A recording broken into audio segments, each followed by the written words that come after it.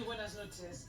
Seguro que muchos de ustedes planean estos días sus vacaciones y se preguntan cómo les va a afectar la histórica sanción a 4 aerolíneas por aplicar sobrecostes en el equipaje de cabina o en la elección de asiento.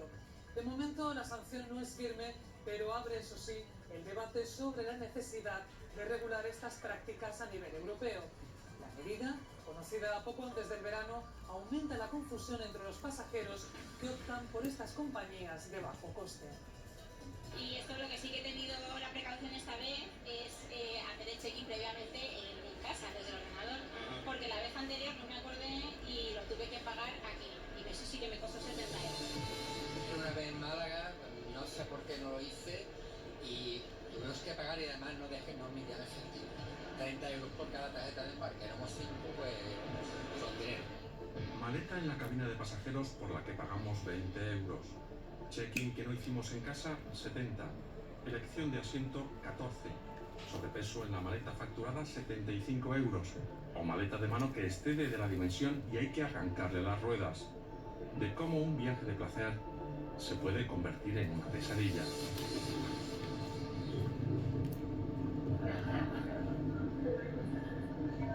Hace unas semanas se filtró a través de la cadena SER y de Facua una noticia histórica: la multa de 150 millones de euros a 4 aerolíneas de bajo coste por prácticas abusivas a sus clientes. Esto ha sido una suma de acontecimientos, de combinaciones de reivindicaciones políticas y jurídicas que han derivado en la mayor sanción de toda la historia de nuestro país por parte de una autoridad de consumo. ¿Qué es lo que ha ocurrido? Pues primero que hemos convencido a un equipo ministerial de dotarse de potestad sancionadora, porque el Ministerio de Consumo hasta el año 2022 no tenía capacidad para poner multas.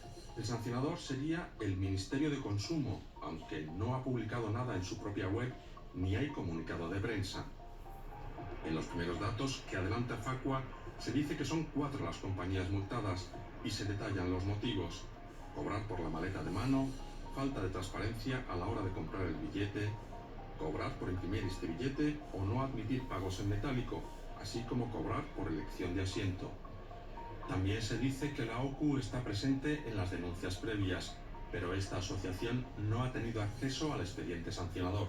Habla de 150 millones a 4 compañías y por todas estas diversas prácticas, aunque sí sabemos que la parte del león, digamos, la parte más importante es la que sanciona precisamente esa práctica de cobrar el equipaje de cabina, algo que puede suponer a los clientes un sobrecosto que puede ir desde los 5 euros hasta los 75 euros, encareciendo notablemente el precio del viaje.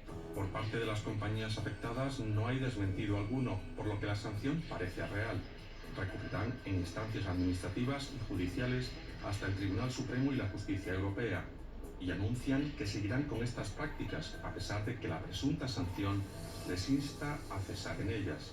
Hace 30 años las compañías low cost fueron las que empezaron a cobrar por facturar la maleta y eso llamó la atención, pero hoy en día ya es práctica habitual y esto viene a ser un poco lo mismo, ¿no? Y es establecer cuáles son los distintos servicios, cuál es tu servicio más básico y el servicio más básico que sea el más barato y a partir de ahí todo lo que sea extra, pues cobrar por ello y que cada pasajero en cada circunstancia elija pues, lo que más se adecua a sus necesidades. Pero el galimatías de las medidas que deben tener las maletas de mano que pueden llevarse tanto debajo del asiento, estas gratuitas siempre, o en el compartimiento superior del pasajero, lleva a situaciones como esta. ¡Al Ahora vamos a comprobar en un medidor de maletas si podríamos llevar esta maleta en la cabina o hay que facturarla, porque si hay que facturarla hay que pagar un extra más. Vamos a comprobarlo. La maleta justo son los 55 centímetros por 40 por 20, con lo cual la maleta podría ir perfectamente en la cabina, sí, pagando siempre. Y ahora este bolso que puede ir debajo del asiento tiene que entrar aquí, en esta línea. Parece que entra por altura, por medida, y ahora veremos si por peso, porque no puede exceder de 10 kilos el total de las 2 maletas, para que no tengamos que pagar otro extra más. Pues pesada y medida la maleta, ya vemos que entra en los parámetros de equipaje de mano, por lo que debemos pagar según vuelo y compañía entre 5 y 75 euros. Si fuera necesario, porque exceda de la medida, podemos hacer esta sencilla operación, quitar con un destornillador las ruedas. Esto debemos hacerlo en casa y no en el aeropuerto, entre otras cosas porque el destornillador no lo podremos subir a bordo, es un objeto punzante. Otra de las causas de sanción es la falta de transparencia a la hora de comprar un billete, sobre todo si lo queremos hacer por nuestra cuenta. Hasta 2 horas nos pasamos delante de un ordenador para sacar un billete en una compañía de bajo coste. Un vuelo de Sevilla a Londres, por ejemplo, nos salió de los 244 euros por pasajero que nos anunciaban en un principio a los 483, el doble, al incluir maleta de mano y maleta facturada. Otro ejemplo, un vuelo Málaga-París pasó de 26 euros a 48,99 solo con poner la maleta de mano. La vuelta 66,99 y además de madrugada. Al final 138 euros a un aeropuerto que no conocemos, Beauvais, que mirando después nos enteramos que está a 80 kilómetros de París. Realmente el cliente que normalmente compra por internet suele comprar o mal o suele comprar servicios que no sabe lo que está comprando. Lo mismo compra servicios de más que compra servicios de menos. Cuando entramos en una web y vamos leyendo, tendríamos que leer mucha letra menuda, que para eso realmente están los profesionales. Como las compañías de bajo coste han dicho que seguirán cobrando por equipaje de mano, selección de asientos y demás, ¿qué debemos hacer? No nos cabe otra que pagar, porque nos imponen el pago por viajar con equipaje de mano y por lo tanto, si no lo queremos pagar, no entramos con el equipaje de mano, no nos dejan acceder al avión. ¿Qué tenemos que hacer? Conservar las pruebas de que hemos pagado el sobreprecio. La mayoría de pasajeros lo que paga es un billete más caro que el básico. Conservemos la prueba, hagamos pantallazo, imprimamos lo que aparecía en la web. Se podrá denunciar este sobrecoste ante la Dirección de Consumo de la Junta de Andalucía o ante la Justicia Ordinaria.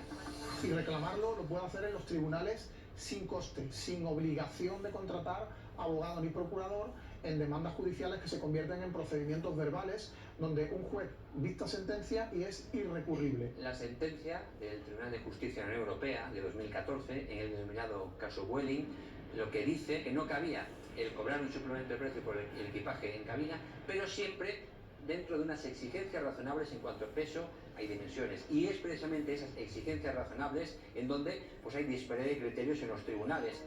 Para ver el tema legal donde se parece apoyar esta sanción, acudimos a Córdoba. Manuel Izquierdo es catedrático de Derecho Administrativo, especialista en Derecho de los Consumidores. Él tampoco ha visto el expediente, pese a que lo ha pedido y buscado con denuedo. ¿Por qué no se puede tener acceso a él? Las muy graves, y esta es muy grave, tal y como en la prensa se ha visto, es muy grave, se deben publicar automáticamente todas, pero una vez que sean firmes en vía administrativa. Por tanto, el Ministerio no podría publicar, incluso se podría discutir que no puede dar como noticia de que ha sancionado, porque la publicidad de la sanción es una sanción distinta. Es una sanción más, está prevista en la normativa como una sanción más. Es decir, como todavía cabe el recurso ante el propio Ministerio, el llamado recurso de alzada, y no es firme la presunta sanción, hasta dentro de 3 meses que se resuelva no se puede publicar. Pero alguien la ha filtrado y no sabemos con qué intención, máxime cuando estamos en plena campaña de verano y la confusión al cliente de estas aerolíneas va en aumento. En el gabinete de prensa del Ministerio, notas de prensa de la página web del Ministerio, no aparece nada. No hay ni una mención. Nada. Tendremos que partir de...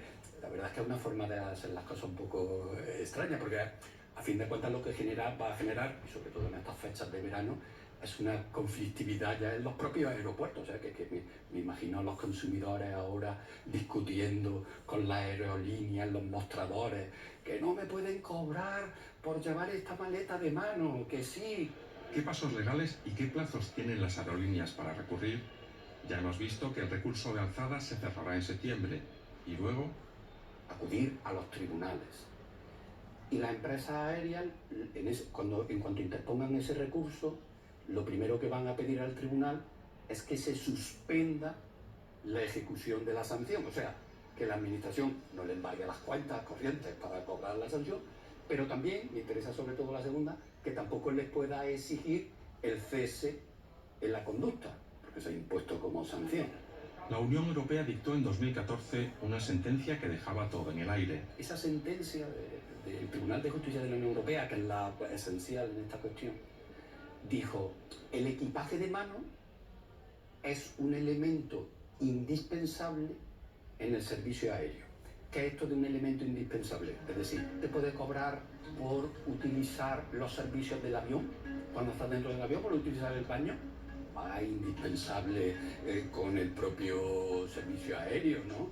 El problema fue ya en la segunda parte. Dijo, siempre y cuando tenga unas dimensiones y un peso razonable. Es que ahí es donde está el problema. La sentencia dijo, no, oiga, pues no te puedes cobrar por llevar un maletincito con el portátil, equipaje de mano, siempre y cuando tenga un peso y unas dimensiones razonables. Entonces ahí es donde empieza todo el conflicto.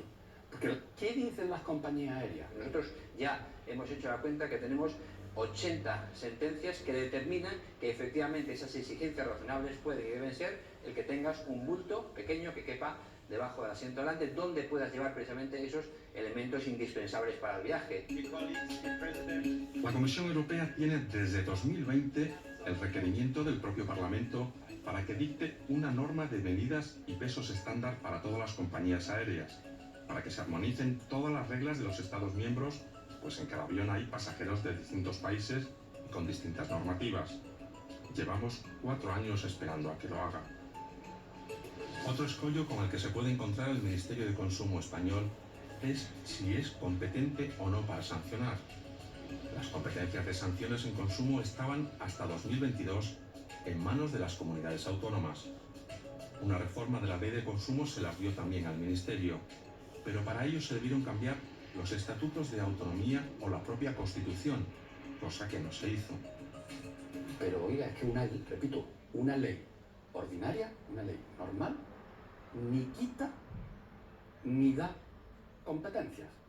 Lo único que pueden quitar o dar competencias son Constitución y estatutos de autonomía. Entonces ahí hay un problema también de fondo importante de si el Estado puede poner esta sanción, o sea, conforme a la ley en su redacción actual puede ponerla. Lo que hay que ver es si esa redacción actual de la ley respeta la distribución de competencias. Es lo que puede plantearse.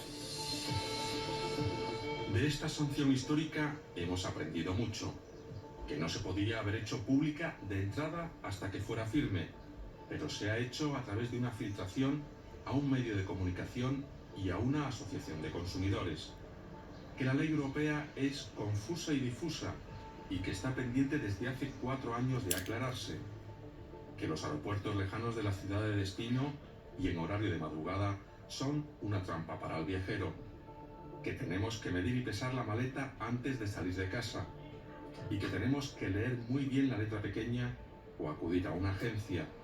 Sea como fuere, feliz viaje.